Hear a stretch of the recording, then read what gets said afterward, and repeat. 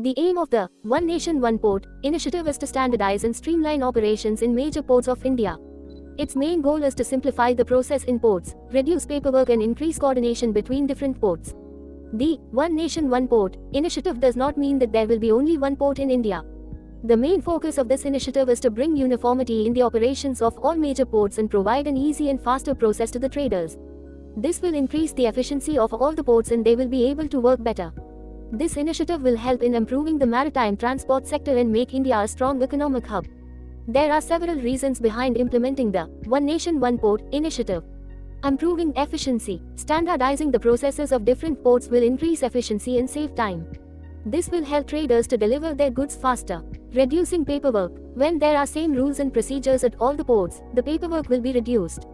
This will save traders more time and resources. Coordination among ports. This initiative will lead to better coordination among various ports, thereby easing the movement of goods and reducing logistics costs.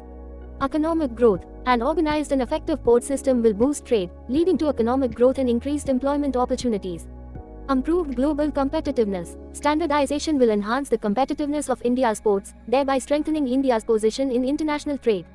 Several important steps will be taken under the One Nation One Port initiative. Standardization. Processes and rules will be standardized for all major ports.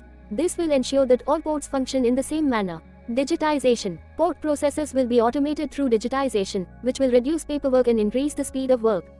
Integrated logistics. Integrated logistics systems will be developed to establish better coordination between various ports.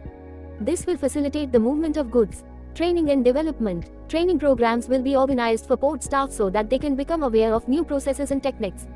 Attracting investment. Under this initiative, efforts will be made to attract private and foreign investment to improve infrastructure. Security measures. New security standards and measures will be implemented to enhance the security of ports. Continuous evaluation. The impact and progress of the initiative will be evaluated from time to time, so that improvements can be made as needed.